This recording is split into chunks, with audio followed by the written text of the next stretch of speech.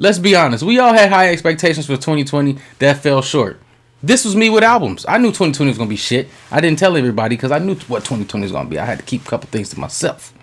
But these albums, I couldn't keep them to myself. This list, I can't keep it to myself. These are the top 5 most disappointing albums of 2020.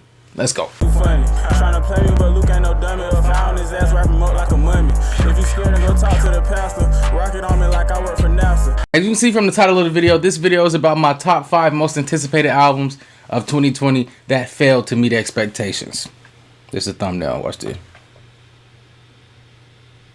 All right, now that we got that out the way, man, before we get into everything in the video, man, I want to make sure that you guys hit that like button, hit that subscribe button, turn on those post bell notifications, and make sure that you're following Chronic Conversations on Instagram. Right there. It's always right there. And that way you can stay up to date with whatever goes on with Chronic Conversations. I mean, literally, everything that goes on is on Instagram. Literally, it's easy. That's all it takes to follow. Follow, you'll see it. Literally. I was highly disappointed in many albums last year. So disappointed that I decided to make a top 5 list of the albums that disappointed me the most. But before I start this video, man, I want to make sure that you guys hit that like button. Let's try to smash out 15 likes. 15 likes. If we can get 15 likes, man, some random person in the comments will get a cash app. 15 likes and comment. You get a cash app. Easy. The first album I want to talk about is Tory Lanez's Daystar. Now, Tory Lanez had the whole world in his hands at one point, especially during the summer with Quarantine Radio. But he quickly dropped the ball. He dropped the ball. Now, this album, Daystar, released after the shooting, which built up the hype about it because everybody wanted to know what Tory Lanez had to say about the shooting. Now, in this album, it was an hour and a half of mediocre bars, mediocre beats, and him just making excuse after excuse after excuse about why he didn't shoot Megan Thee Stallion. Now, this effort to clear his name resulted in Tory's lowest, and I mean lowest performing album since A Chicks Tape. You guys let me know in the comment below how you felt about Tory Lanez's Daystar album. Did you like it? Did you not like it? Let me know in the comments below. Now, the second album to make its way to this list, it's an album I wanted to like so much. I really had high expectations for this album, and it fell short. It came back better, but it fell short. And yes, I'm talking about Blame It On Baby. With the Baby being as prevalent, as prominent in the music industry as he is, it's okay for him to make subpar projects, but that's not okay for him not to make this list. In 2020, he was featured on literally almost every hype track for the year. The only thing that why the fuck can I not talk? The only thing that saved this album from a complete flop was his song with Roddy Ricch, Rockstar, that went quadruple platinum. Quadruple platinum. Songs don't do that anymore. Although Rockstar wasn't enough to save him from this list, I do want to say that the Baby processed the negative feedback from Blame It On Baby, and he came back with the Blame It On Baby Deluxe, which was 10 times better. Now, since dropping that Deluxe, he's taken the original version off all streaming platforms. How do you guys feel about that? Do you think that was a smart move? Do you think he should have put both on there? Let me know in the comments below. The third album is by an artist who we can expect to be around for a while. He's very creative. He's super creative with his melodies. And I can't see him being anywhere else besides the hip-hop game. But Pegasus by Trippie Redd was a project that just fell short of expectations. Even with the high-powered guest list, I'm talking about people like Travis Scott, Young Thug. There's only one song that made it off the album. And that's We. And the only reason that song was so popular was because of TikTok. Now, regardless, Trippie Redd's career is still on the uprise. I can't see this kid going anywhere else. But I do want to say take a little more time on this next album and let's get some more quality coming out from you.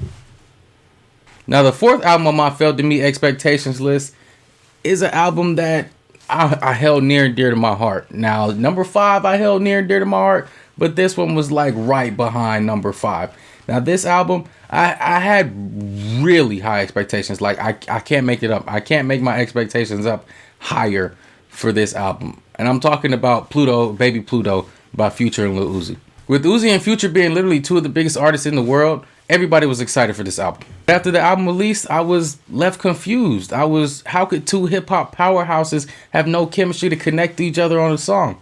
Now, over the 54 minutes of the album, there was an occasional hit, but with these 2 people, it should have been a hit every song. That's what we're expecting from Uzi and Future. A hit every song.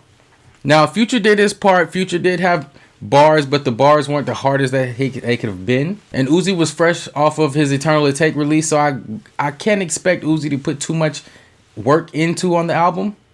but still, they should have held each other up a little more. Now, what more did you expect from the album? Be sure to comment below. Let me know if you had higher expectations for this album like I did. Now, the last album I want to talk about is an album that we were all anticipating, as we do with all his albums.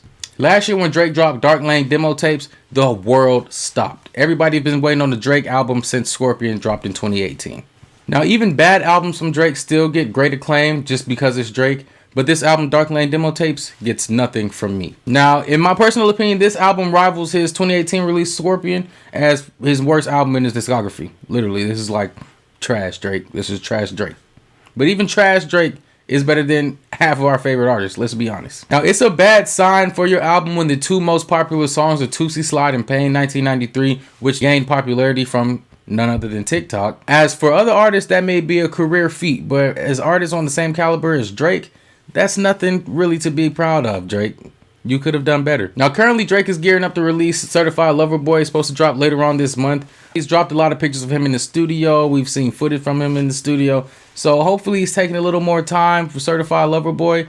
And hopefully my expectations aren't as high and he doesn't make this list again next year. There you have it, guys. My top 5 most disappointing albums of 2020. If you guys have any albums that you think should have made the list that didn't make the list, be sure to comment them down below. Comment your whole 5 if you want to. If you made it this far in the video, I do want to thank you guys for tuning in with me another week. Make sure that you guys like the video. Make sure that you guys comment. Make sure that you guys subscribe. Make sure you guys turn on that post bell notification. Make sure you guys follow Chronic Conversations right there always. Make sure you guys follow me. I'm gonna put it on this side now.